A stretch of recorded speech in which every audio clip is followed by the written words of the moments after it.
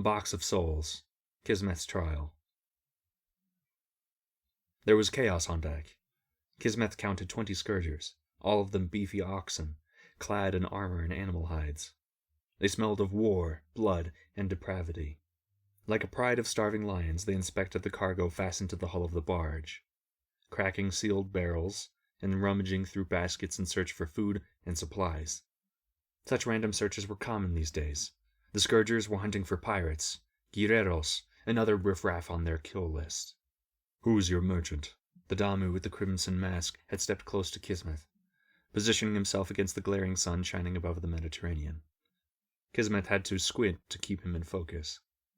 "Magnate Ashkari of Cabus." "Since when does Ashkari ship to Gibraltar? New route? Got any papers for the cargo?" The scourger unlatched his mask and revealed his face. Scars, split lips, and a grin of broken teeth greeted her. There was a sly look in his eyes, and Kizmeth understood that there was no fooling around this time. If they found out what she had hidden under deck, they'd skin her alive and throw her remains into the open sea. "Yes." Kizmeth rummaged through the deep pockets of her leather skirt and produced a wrinkled parchment.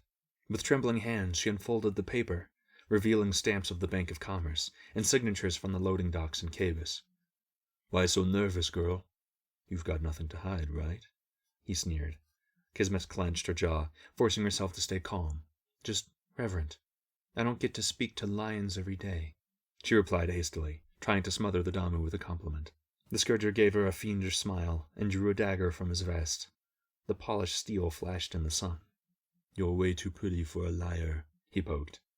"Why would someone with a frame like yours ship cargo into the war zone, instead of spreading her thighs for a magnate back home?" The Damu leaned toward her and ran his blade carefully across Kizmeth's cheek, scraping off beads of sweat with the knife's edge. Kizmeth fought to remain still, even though fear crawled along her spine. She knew a single sign of weakness would incite the scourger's lust for blood. "Dakar, step away from her!" The command came from the left. A Hondo in heavy battle gear climbed up from under deck, his face terrified, as if he'd just run into a ghost. "The bitch has got an Nubian. He sanctified the barge. We must leave." Behind the Hondo, a young man crept from the hatch. A red cloak covered his shaved head and hung loose over his shoulders, and his exposed belly exhibited 4 white circles revolving around his navel.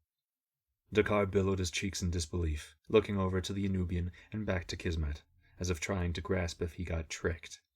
"Freighter of the dead," Kizmeth said, pouring all her courage into words. "We're bringing wounded scourgers back from Hispania, whose souls hang in the balance." She looked over to the Nubian who stood there in silence, shielding his eyes against the blazing sun. "He is our Hecatean."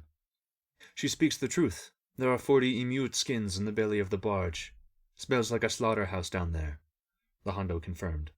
"Let it go, Dakar. The bitch ain't worth the trouble," he said, fidgeting with the ancestor token dangling from his neck. "Lucky day, desert flower." Dakar tapped Kizmeth's thigh with the flat of his blade, taunting her. "I'll catch up with you in Gibraltar when your witch doctor isn't around." He signed his threat with a smirk and licked his broken teeth.